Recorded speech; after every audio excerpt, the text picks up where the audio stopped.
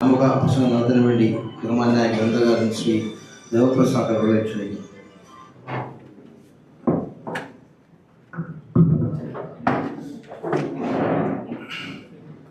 പ്രിയങ്കരനായ party chairman Jose K Mani, പുതിയ സാറെ, വേദിയിലും സദസ്സിലുമുള്ള കേരള കോൺഗ്രസിൻ്റെ സമ്പന്നതരായ നേതാവ്, ഞാൻ നന്ദി പറഞ്ഞുകൊണ്ട് തുടങ്ങാമെന്ന് കരുതുകയാണ്. ഇത്തരമൊരു ധന്യമായ മുഹൂർത്തം ഒരുക്കി തന്ന സർവശക്തനായ ദൈവത്തിന് ഞാൻ നന്ദി പറയുന്നു.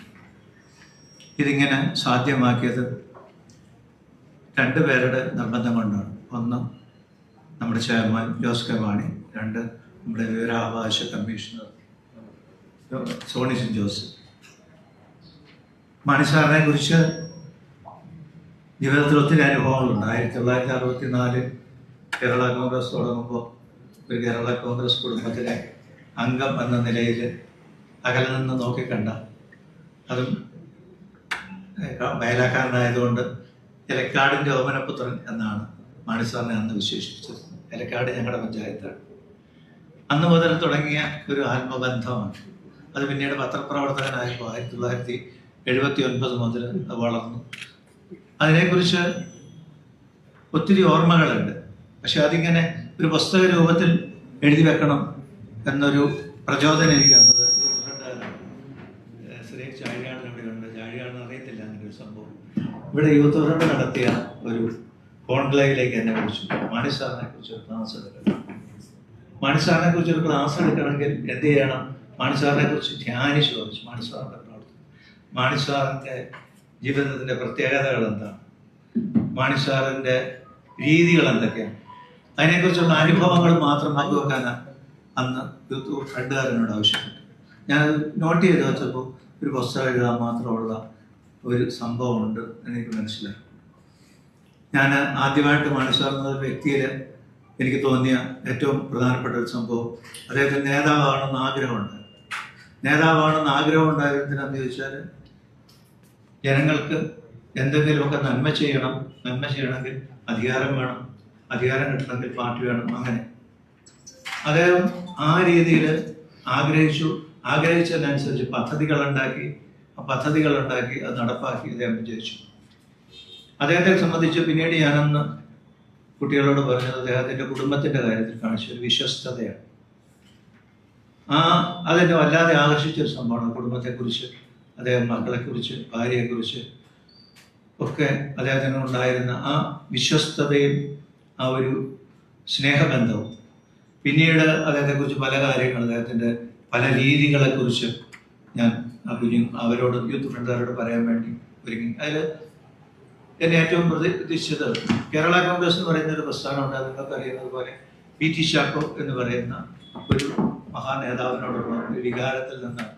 വേറെ പല ഘടകങ്ങളുണ്ട്, എങ്കിൽ ഏറ്റവും പ്രധാനപ്പെട്ടത് അതാണ്. പക്ഷേ ആ വികാരം ഒരു 2-3 തെരഞ്ഞെടുപ്പ് എഴുതിയിരിക്കുന്നതിൽ എത്ര പേർക്ക് ചാക്കോ എന്നുള്ള വികാരം ഉണ്ടെന്ന് ചോദിച്ചാൽ അധികം പേർ കാണാൻ വേണ്ടിയില്ല. അപ്പം അതിന് വേണ്ടിയിട്ട് ഈ പാർട്ടി നിലനിൽക്കണമെങ്കിൽ ഈ പാർട്ടിക്ക് ഒരു ആശയപരമായ അടിത്തറ വേണം. അതാണ് സാറിൻ്റെ ആലുവ പ്രമേയത്തിൽ ആരംഭിച്ച് അധ്വാനവർഗ സിദ്ധാന്തമായിട്ട് എഴുതാനാക്കി തോന്നുന്നത്. ഇന്ന് കേരള കോൺഗ്രസ് പാർട്ടി ഒരു വെല്ലുവിളി നേരിടുന്ന കാലഘട്ടമാണ്. വെല്ലുവിളികളെ അദ്ദേഹം എങ്ങനെ നേരിട്ടു എന്നുള്ളതിനെ കുറിച്ച് ഞാൻ ഈ പുസ്തകത്തിൽ പറയുന്നത്. ഏറ്റവും വലിയൊരു വെല്ലുവിളി എനിക്ക് അദ്ദേഹത്തെക്കുറിച്ച് അനുഭവപ്പെട്ട ഒരു വെല്ലുവിളികളിലൊന്ന് ഈ മതികെട്ടാൻ പോലുള്ള അഴിമതി ആരോപണങ്ങളൊക്കെ ഉള്ളൂ. കേന്ദ്രമന്ത്രിയാകാൻ പോയൊരു സംഭവമാണ്. അന്ന് കേന്ദ്രമന്ത്രിയാകാൻ സത്യപ്രതിജ്ഞ ചെയ്യാനായിട്ട് 1990-ലാണ്. അപ്പം അന്ന് കേരളത്തിലെല്ലാം ഇന്ത്യ മുഴുവൻ ടെലിഫോൺ സമരം നടക്കുക. അപ്പോൾ ദീപികയുടെ ടെലിപ്രിന്ററിലൂടെയാണ് ഈ വാർത്ത കേരളത്തിൽ, ഞങ്ങളുടെ ഡൽഹിയിലെ ഗോപാലകൃഷ്ണൻ, ഒരിക്കലും ഒരു വിശ്വാസ്യതയ്ക്ക് ഒരു കളങ്കം ഏൽപ്പിച്ചിട്ടില്ലാത്ത പത്രപ്രവർത്തകരാണ്. പാർലമെന്റ് രാഷ്ട്രപതി ഭവനിലേക്ക് പോയ ലിസ്റ്റിലുണ്ടായിരുന്നുകൊണ്ടാണ്. അപ്പം ഞാൻ ഈ പുസ്തകത്തിൽ അത് എഴുതിയിട്ടുണ്ട്. എന്നിട്ട് എന്നോട് തിരുവനന്തപുരത്ത് അത് അറിയിച്ചിട്ടുണ്ട്. MP ജോസഫിൻ്റെ വീട്ടിലാണ് അതൊന്ന് അറിയിക്കണം എന്ന് മാണി സാറിൻ്റെ മകളുടെ ഭർത്താവ്. ഞങ്ങളത് അറിയിച്ചു. പക്ഷെ പിറ്റേ ദിവസം നടന്നില്ല. പിന്നെ അത് സ്വാഭാവികമായിട്ടും പരിഹാസമൊക്കെ ഉണ്ട്. അത് കഴിഞ്ഞ് നിയമസഭാ സമ്മേളനം കൂടും. ഡിസംബറിലാണ് സമ്മേളനം. അപ്പൊ എനിക്കൊക്കെ ദീപിയൊക്കെ ഇങ്ങനെ മാണി സാർ എങ്ങനെ ഫേസ് ചെയ്യുന്നു, മാണി സാറിന്റെ ഞാൻ എഴുതിയിട്ടുണ്ട്. മാണി സാർ സ്പീക്കറുടെ പഴയ നിയമസഭയിൽ പോയിട്ടുള്ളവർക്ക് സ്പീക്കറുടെ ചേംബറിൽ ചെന്നിട്ട് സഭ 8:30 കൂടുകയാണ്. 8:30 8:25 സാറ് അതിലേക്ക് ഇറങ്ങുന്നത്. എല്ലാവരും കൂടെ ചിലർ കൂവി, ചിലർ കൈയടിച്ചു. സാറിങ്ങനെ അഭിവാദ്യം ചെയ്തിറങ്ങുന്നു. ഏത് വെല്ലുവിളികളെയും വളരെ ധൈര്യത്തോടെ നിന്ന് ഞാൻ ചോദിച്ചു, ഇതെന്ത് തൊലിക്കട്ടിയാണെന്ന് പറഞ്ഞാൽ അതിനുള്ള തൊലിക്കട്ടിയില്ലെങ്കിൽ രാഷ്ട്രീയത്തിൽ നിൽക്കാൻ പറ്റില്ല. അങ്ങനെ ഓരോ പ്രതിസന്ധികളുടെ മുമ്പിൽ ഇപ്പൊ അവസാനത്തെ നിങ്ങൾക്കറിയാം പാറക്കോട് കേസിന്റെ പ്രതിസന്ധികൾ, അവിടെ പോലെ എത്ര തൻ്റെ ഇടത്തോടെ അദ്ദേഹത്തിന് നിൽക്കാൻ സാധിച്ചു.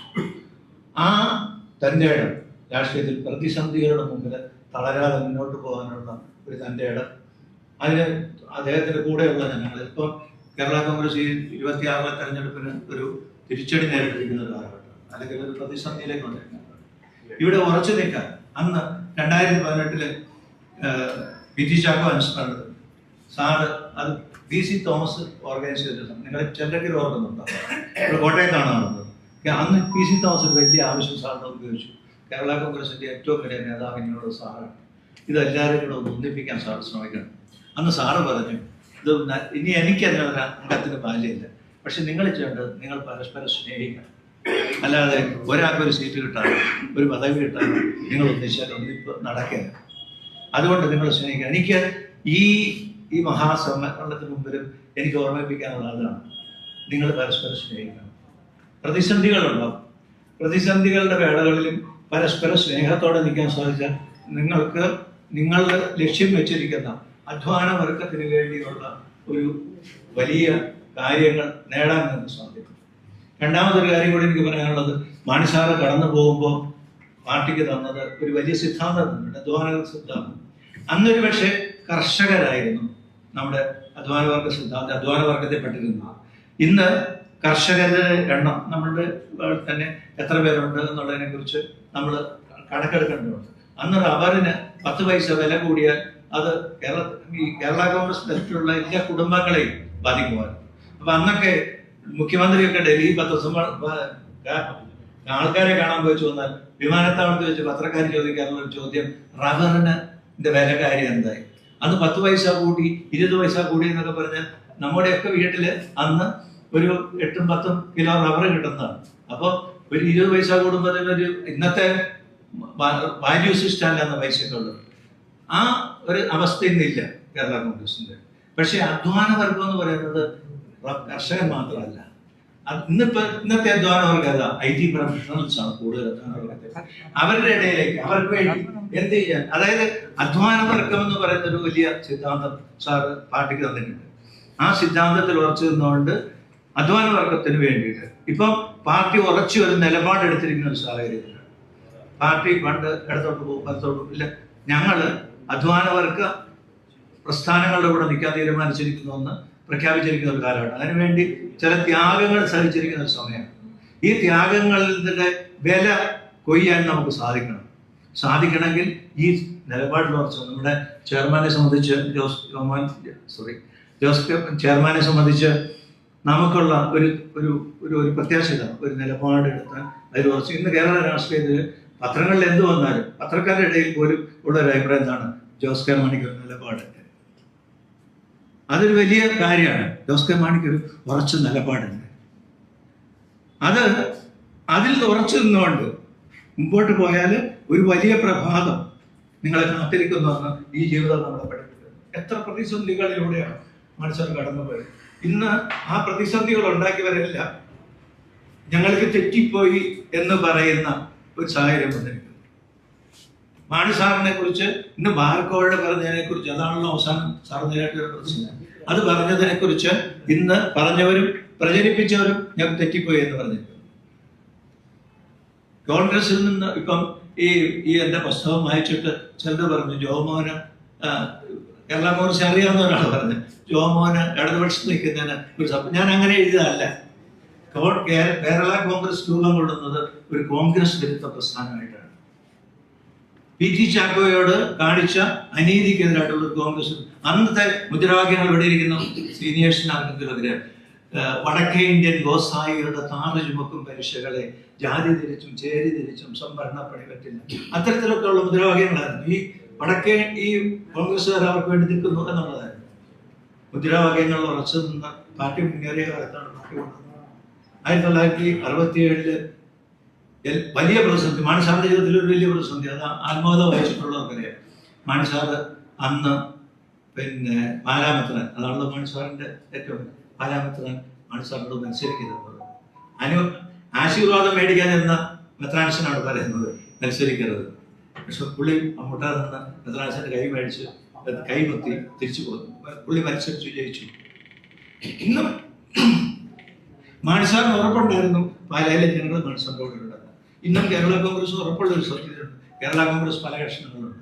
പക്ഷെ കേരള കോൺഗ്രസ് എന്ന് പറയുന്ന ജനവിഭാഗത്തിന്റെ പിന്തുണയുള്ളത് ജോസ് കെ മാണിയുടെ കൂടെയുള്ള ആൾക്കാരുണ്ട്. അത് ജോസ് കെ മാണിയെ എതിർക്കുന്നവർക്കും ജോസ് കെ മാണിയുടെ പാർട്ടിയെ എതിർക്കുന്നവർക്കും ഉറപ്പായിട്ട് അറിയാവുന്ന ഒരു സംഭവം. ഈ അടിത്തറയിൽ ഉറച്ചു നിന്നുകൊണ്ട് മുമ്പോട്ട് പോകാൻ പ്രചോദനമാവും ഈ പുസ്തകം ഞാൻ വിശ്വസിക്കുന്നുണ്ട്. കാരണം മാണി സാറിന്റെ ശൈലികളെക്കുറിച്ച്, ബന്ധങ്ങളെക്കുറിച്ച്, മാണി സാറിന്റെ രീതികളെക്കുറിച്ചൊക്കെ. അല്ല, ഇതൊരു ആത്മകഥയൊന്നുമല്ല. ആരോട് ചോദിച്ചു മാണി സാറിന്റെ ആത്മകഥ? അല്ല, മാണി സാറിന്റെ ആത്മകഥ മാണി സാർ തന്നെ എഴുതിയിട്ടുണ്ട്. മാണി സാർ എന്നൊരു മനുഷ്യൻ എങ്ങനെ സമൂഹത്തിന്, എങ്ങനെ നേതൃത്വത്തിലേക്ക് കടന്നു വരുന്നവർക്ക് മാതൃകയാകുന്നു എന്നുള്ളതാണ് ഞാൻ. അത് ഒരു പക്ഷേ ഇങ്ങനെ ഒരു പിന്നെ സദസ്സിൽ വെച്ച് പ്രകാശനം ചെയ്യാൻ ഉദ്ദേശിച്ചതല്ല. എൻ്റെ ഭാര്യയ്ക്കൊക്കെ ഒരു നല്ല ചടങ്ങിൽ നടത്തണമെന്ന് ആഗ്രഹമുണ്ടായിരുന്നു. പക്ഷേ ഞാൻ പറഞ്ഞ അതിൽ ഞാൻ 10-20 പുസ്തകം എഴുതിയിരുന്നു. ഒരു പുസ്തകത്തിന് ഇതുപോലെ ഒരു ചടങ്ങ് നടത്തേണ്ടത്. ജോമോനോട് പറഞ്ഞു, ജോമോനെ വിളിച്ച് തിരുവനന്തപുരത്ത് വരുമ്പോൾ സോണിച്ചന്റെ ഒരു പുസ്തകം കൊടുത്ത് ഫോട്ടോ എടുക്കണം. കാരണം ഇത് നടത്തിയ അച്ഛന്മാർക്ക് ഇത് ഇപ്പൊ ഈ പുസ്തകം പ്രകാശനം ചെയ്ത് വിറ്റുപോകാനൊക്കെ വലിയ ബുദ്ധിമുട്ടാണ് ഇന്നത്തെ കാലത്ത്. വായന കുറഞ്ഞിരിക്കുക.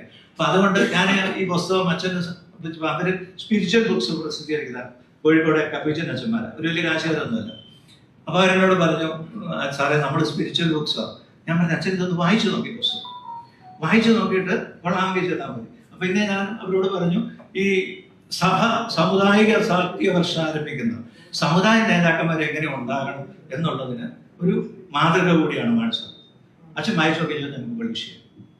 അങ്ങനെയാണ് ഈ പുസ്തകം പബ്ലിഷ് ചെയ്തത്. അപ്പൊ ഞാൻ ജോമനോട് ഇത്രയും സത്യം പറഞ്ഞ ജോമനോട് ഗവൺമെന്റ് ഞാൻ അങ്ങനെ പണ്ട് വിളിച്ചതല്ല. അങ്ങനെ തിരുവനന്തപുരത്ത് വരുമ്പോ സോണിച്ചന്റെ ഒരു പുസ്തകം കൊടുത്ത് നമുക്കൊരു പടം എടുക്കണം. എന്നിട്ട് ഇത് ഈ അച്ഛന്മാരിങ്ങനെ ഒരു സംശയമുള്ളതുകൊണ്ട് അവർക്ക് അന്ന് വിറ്റ് പോകണം. ആദ്യത്തെ ഒരു എഡിഷൻ വിറ്റ് പോയാൽ അവർക്ക് സന്തോഷം. അങ്ങനെ അത് അത്രയും ഉദ്ദേശിച്ചുള്ളൂ. അപ്പം ചെയർമാനോട് പറഞ്ഞു നമുക്കത് നന്നായിട്ട് നടത്താം. അവിടെ വന്നപ്പോൾ തിരുവനന്തപുരത്ത് വന്നപ്പം ഞങ്ങൾ പെട്ടെന്ന് നോക്കിയാൽ അപ്പൊ സോണിച്ചനൊക്കെ ശ്രമിച്ചു, പക്ഷെ നടന്നില്ല. അപ്പൊ എന്നോട് ചെയർമാൻ തന്നെ പറഞ്ഞു, ഇന്നിവിടെ പാർട്ടിയുടെ ഒരു വലിയ ഉന്നതാവസ്ഥകാരെ കൊടുക്കുന്നുണ്ട്, നമുക്ക് അവിടെ വെച്ച് അത് പ്രകാശനം ചെയ്യാം. അങ്ങനെയാണ് നടന്നത്. ഇത് ദൈവത്തിന്റെ ഒരു പദ്ധതിയാണ്. പിന്നെ ഇന്ന് നിങ്ങളോട് ഇതിനെക്കുറിച്ച് സംസാരിക്കാനും നീയിപ്പോ ഞാൻ ലോകസാർക്ക് അറിയാം, രാഷ്ട്രീയം കൊണ്ട് പ്രത്യേകിച്ച് കാര്യമായൊന്നും നേടിയ ഒരു പത്രപ്രവർത്തകനല്ല. പക്ഷെ എനിക്ക് ഉറപ്പായിട്ട് പറയാൻ സാധിക്കും, കേരള കോൺഗ്രസ് എന്ന് പറയുന്ന ഒരു വികാരമുള്ളവരെല്ലാം ഒരു 80%. അതുകൊണ്ടാണ് ഇപ്പോഴും എന്തുകൊണ്ടാണ് കഴിഞ്ഞ മന്ത്രിസഭയിൽ ഇന്ന് കേരള കോൺഗ്രസിനെ UDF വിളിച്ചത്. ജനങ്ങളുടെ കൂടെയാണ് നമുക്കറിയാം. ഇത് ഈ ഒരു ബോധ്യത്തോടെ ഈ ചെയർമാന്റെ മുമ്പിൽ ഉറച്ച നിലപാടുകൾ ഒരു ചെയർമാൻ, ആ ചെയർമാന്റെ മുമ്പിൽ നിന്ന് ഇതൊന്നും ഞാൻ പറയാൻ ഉദ്ദേശിച്ചത് എന്റെ പ്രചോദനം കൊണ്ട് ഞാൻ പറഞ്ഞു പോകുന്ന മുമ്പോട്ട് പോയാൽ നിങ്ങളുടെ മുമ്പിൽ ഒരു വലിയ ഭാവിയാണ്. പക്ഷെ അധ്വാനവർഗ സിദ്ധാന്തമാണ് സാർ തന്നിരിക്കുന്നത്. ആ അധ്വാനവർഗം ആരാണെന്ന് മനസ്സിലാക്കി ആ രീതിയിലുള്ള ഒരു ഘട്ടത്തിൽ ഞാൻ ഭാവികളുടെ ഇടയിൽ കുറെ അഭിപ്രായ വ്യത്യാസം ഉണ്ടായിട്ടുണ്ട്. ആ അഭിപ്രായ വ്യത്യാസം ഉണ്ടായത് ഇടതുമുന്നണി സർക്കാർ ഒന്നും ചെയ്യാത്തത് കൊണ്ടല്ല. ഇടതുമുന്നണി സർക്കാർ ചെയ്ത കാര്യങ്ങളെ കുറിച്ചൊന്നും ഞാൻ പറയേണ്ട. ഒരു കർഷകരുടെ കാര്യത്തിലൊക്കെ കൂടി, ഈ പട്ടയത്തിന്റെ കാര്യത്തിലും മരം വെട്ടുന്ന കാര്യത്തിലൊക്കെ ചെയ്ത അനുഗ്രഹങ്ങൾ, അതിനൊക്കെ ജോസ് കെ മാണിയൊക്കെ നടത്തിയിട്ടുള്ള പ്രവർത്തനങ്ങളൊക്കെ നിങ്ങൾക്ക് അറിയാം. ഞാനത് വിശദീകരിക്കേണ്ട കാര്യമില്ല. അപ്പം നമ്മൾ പ്രവർത്തിച്ചിട്ടുണ്ട്, ഇനി പ്രവർത്തിക്കാൻ സാധിക്കും. ഒരു നല്ല ഭാവിയുണ്ട്. അത് ഈ വന്യ പിതാവ് നമുക്ക് മാണി സാറിന്റെ ഒരു കാലത്ത് ലോകസഭക്കാരെ ഞങ്ങൾ അപ്പൻ എന്നാണ് വിളിച്ചോണ്ടിരുന്നത്. അത് കുറെ പേർക്ക് അറിയത്തുള്ളൂ. കുറെ പേർക്ക് അറിയാം. അപ്പൻ എന്നായിരുന്നു വിളിച്ചോണ്ടിരുന്നത്. അപ്പം നാണി ചെന്ന ഒരു വഴിയിലൂടെ നടന്നു പോകാനുള്ള ഒരു പ്രചോദനമാകട്ടെ ഈ പുസ്തകം ഞാൻ പ്രാർത്ഥിക്കുന്നു.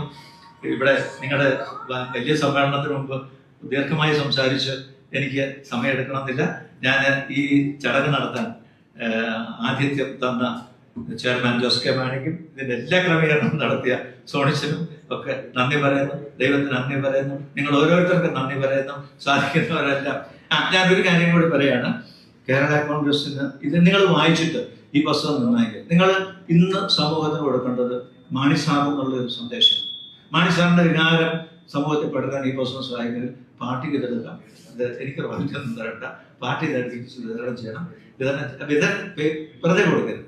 നിങ്ങൾ പൈസയ്ക്ക് മേടിച്ചിട്ട് കൊടുക്കണം. വെറുതെ കൊടുത്ത് ആരും പുസ്തകം വായിക്കാൻ മേടിച്ചു കൊടുക്കുന്ന എനിക്ക് ഒബ്ജക്ഷൻ ഇല്ല. കാരണം ഞാൻ ഇതൊരു പണം ഉണ്ടാക്കാൻ വേണ്ടി ഉണ്ടാക്കില്ല. യൂത്ത് ഫ്രണ്ടുകാരിങ്ങനെ എന്നെ നിർബന്ധിച്ചപ്പോൾ ഞാൻ അതിന് വേണ്ടി കുറേ ധ്യാനിച്ചു പോകുന്നു. കുറേ ദിവസം ധ്യാനിക്കാൻ പ്രാർത്ഥിക്കുക ചെയ്തപ്പോൾ എനിക്ക് കിട്ടിയ ചിന്തകളാണ് ഇതിനകത്തുള്ളത്. അല്ല, ഇത് വേറെ മനസ്സിലായിട്ട് ഒത്തിരി അടുത്ത ബന്ധമുണ്ട്. അതിനെക്കുറിച്ചൊക്കെ ഞാൻ വേറെ പുസ്തകങ്ങൾ എഴുതുന്നുണ്ട്. പക്ഷെ ഇത് അങ്ങനെ ഒരു ഇതല്ല, ഇതൊരു സ്പിരിച്വൽ ബുക്ക് പോലെയാണ്. നിങ്ങൾക്ക് വായിക്കാൻ പറ്റുമെന്നാണ് എൻ്റെ വിശ്വാസം. എൻ്റെ പുസ്തകങ്ങളെല്ലാം നന്നായി വിമർശിക്കുന്ന ഒരാൾ എൻ്റെ ഭാര്യ പകുതിയായി തീർന്നു എന്നൊക്കെ പറയുന്നത്, വായിച്ച് നിർത്തി എന്നൊക്കെ പറയുന്നത്. പുള്ളിക്കാരി ഇത് ഒറ്റ ഇരിപ്പിന് വായിച്ചു തീർത്തെന്ന് പറഞ്ഞു. അന്നേരം എനിക്ക് മനസ്സിലായത് മനുഷ്യരോട് പറയാൻ കൊള്ളാം. ഞാൻ ഈ ഒരു ചടങ്ങ് സംഘടിപ്പിച്ച ചെയർമാൻ ഒത്തിരി നന്ദി പറയുന്നു, സോണിച്ചിന് നന്ദി പറയുന്നു.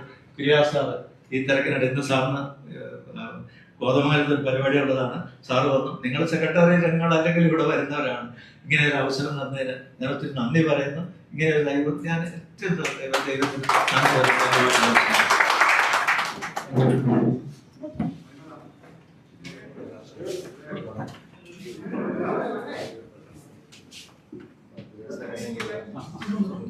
അടുത്ത പുസ്തക പ്രകാശന ചടങ്ങാണ് നടക്കുന്നത്.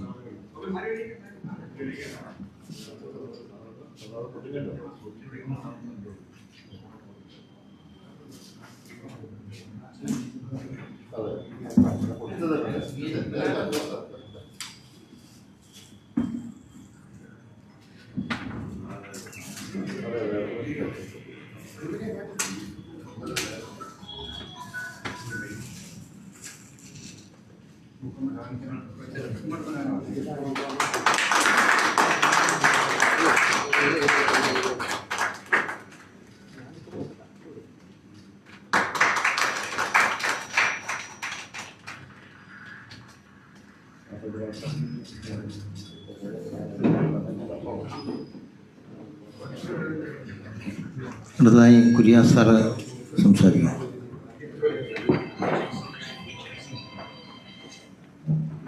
ബഹുമാന്യനായ party chairman Shri Jose K Mani MP, ഈ ഗ്രന്ഥത്തിൻ്റെ രചയിതാവ് ശ്രീ ദേവപ്രസാദ്, ഇവിടെ സന്നിഹിതരായിരിക്കുന്ന ബഹുമാന്യരായ സുഹൃത്തുക്കളെ, പുസ്തകം വായിക്കാതെ പുസ്തകത്തെപ്പറ്റി അഭിപ്രായം പറയാൻ പാടില്ല എന്നത് വളരെ സാമാന്യമായ ഒരു വസ്തുതയാണ്. അതുകൊണ്ട് ഞാൻ പുസ്തകത്തെപ്പറ്റി ഒന്നും സംസാരിക്കാൻ ആഗ്രഹിക്കുന്നില്ല.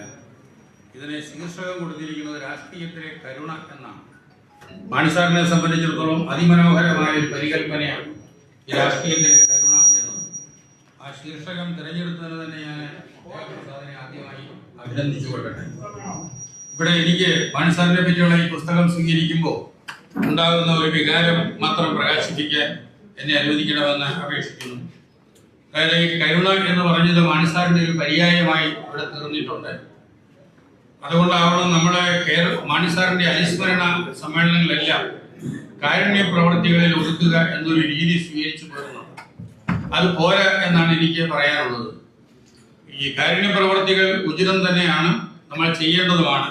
പക്ഷേ മാണി സാറെ ഒരു ചാരിറ്റബിൾ ഓർഗനൈസേഷന്റെ പ്രസിഡന്റ് ആയിരുന്നില്ല, ഒരു ആധ്യാത്മിക നേതാവുമായിരുന്നില്ല. അദ്ദേഹം ഒരു രാഷ്ട്രീയ നേതാവായിരുന്നു. അദ്ദേഹത്തെ അനുസ്മരിക്കുമ്പോൾ എപ്പോഴും രാഷ്ട്രീയം ഉണ്ടാകണം എന്നതാണ്. രാഷ്ട്രീയ അനുസ്മരണങ്ങൾ ഉണ്ടാകണം. അതിനെ ഉമ്മൻചാണ്ടിയെ അനുസ്മരിക്കുന്നത് എങ്ങനെയെന്ന് നിങ്ങൾ ശ്രദ്ധിച്ചാൽ മതിയാവും. ഇവിടെ മാണി സാറിനെ പറ്റിയുള്ള അനുസ്മരണ സമ്മേളനങ്ങൾ വയ്ക്കുകയും വലിയ വലിയ നേതാക്കളെ ഇവിടെ കൊണ്ടുവന്ന് മാണി സാറിനെ പറ്റി സംസാരിപ്പിക്കുകയും ചെയ്യണം. അത് അങ്ങ് പ്രധാനമന്ത്രി വരെയുള്ള നേതാക്കളെ ക്ഷണിക്കാവുന്നതാണ്.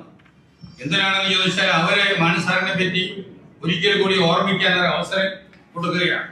അതുവഴി നമ്മുടെ ഇവിടെയുള്ള മുഖ്യമന്ത്രി ഉൾപ്പെടെയുള്ള നേതാക്കന്മാരെ ക്ഷണിക്കണം.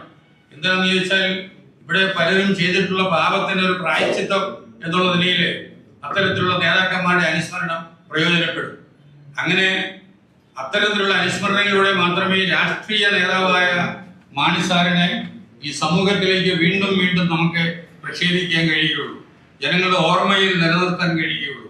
അത് ചെയ്യണം എന്നുള്ള ഒരു അഭിപ്രായം മാത്രം പ്രകടിപ്പിച്ചുകൊണ്ട് ഈ പുസ്തകം സ്വീകരിക്കാൻ എനിക്ക് അവസരം തന്ന പാർട്ടി ചെയർമാനും ഈ ഗ്രന്ഥരചന നടത്തിയ ശ്രീ ദേവപ്രസാദിന് നന്ദി അറിയിച്ചുകൊണ്ട് ഇത് ഏറ്റുവാങ്ങണമെന്ന് എന്നോട് അഭിപ്രായം പറഞ്ഞ എന്നോട് ആവശ്യപ്പെട്ട ശ്രീ സോണിച്ചനും പ്രത്യേകം നന്ദി പറഞ്ഞുകൊണ്ട് ഞാൻ എൻ്റെ വാക്കുകൾ ഉപസംഹരിക്കുന്നു. എല്ലാവർക്കും നമസ്കാരം.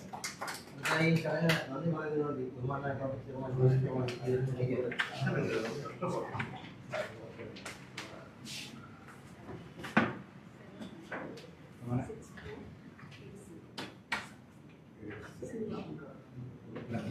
ചെറിയ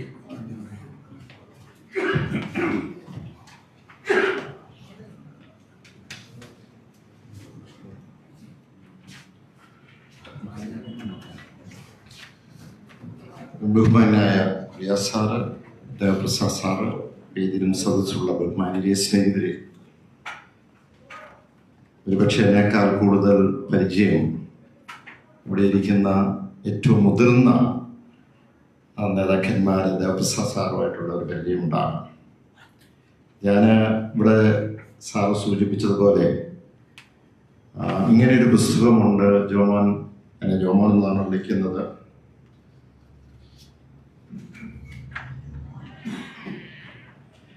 ജോമോൻ എന്നാണ് വിളിക്കുന്നത്. അതനുസരിച്ച് ജോമോനെ തിരുവനന്തപുരത്ത് ഏതൊരു ദിവസം വരുമ്പം ഒന്ന് കാണണം. എൻ്റെ ഒരു ബുക്കുണ്ട്. ആ ബുക്കിൻ്റെ പേര് KM മാണി രാഷ്ട്രീയത്തിലെ കരുണ എന്നുള്ളതാണ് ബുക്കിൻ്റെ പേര്. അപ്പം ഞാനവിടെ ചെന്നു.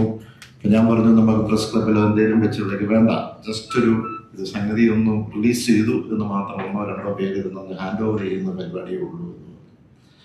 അപ്പം ഞാൻ പറഞ്ഞു, എനിക്ക് ഒരു ബുക്ക് കിട്ടിയാൽ കൊള്ളാം. ഞാൻ ബുക്ക് എടുത്തു, വായിച്ചു. ഞാൻ പറഞ്ഞു, അങ്ങനെ നടത്തേണ്ട ഒരു പരിപാടിയല്ല.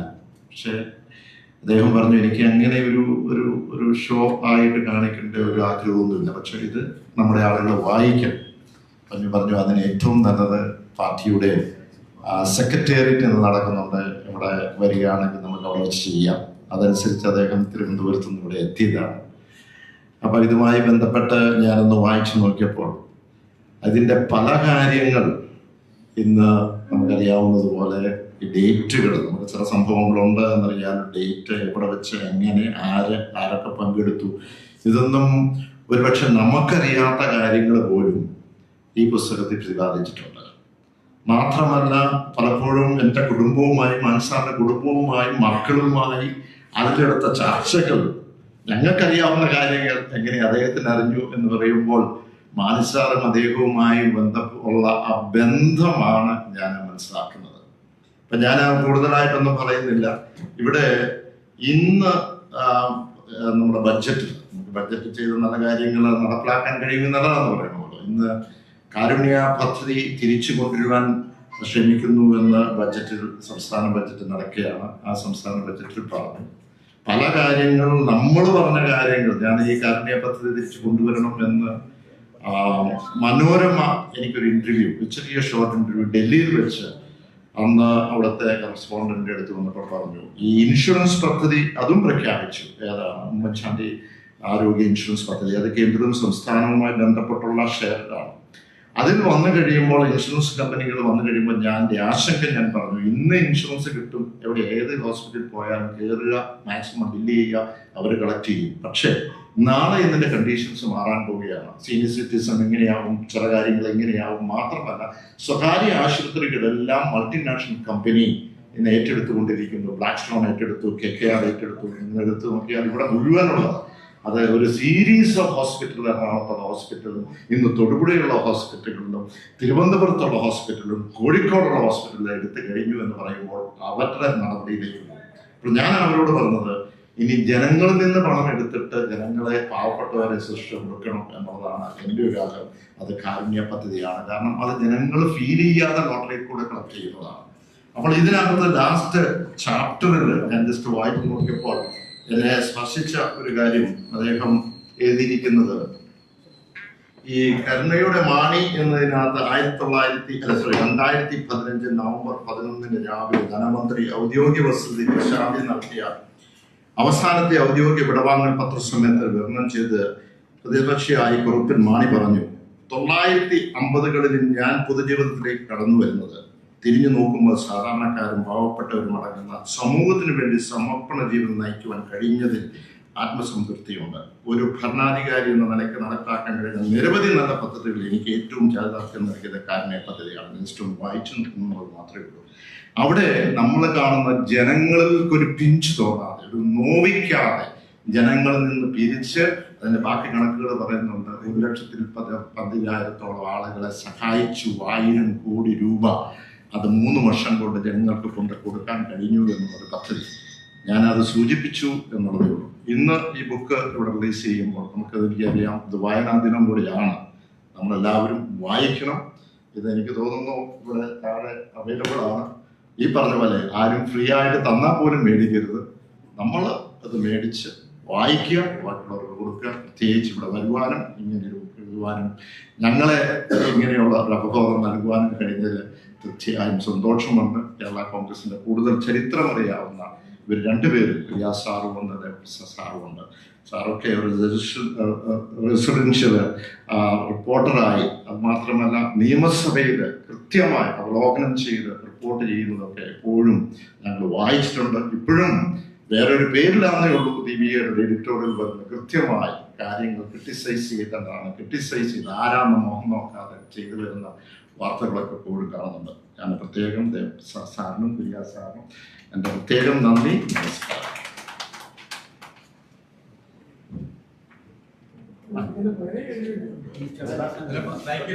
ബൈക്കിൽ വിലയുണ്ട്. ജോമയ്ക്ക് 10 മേടിച്ചു.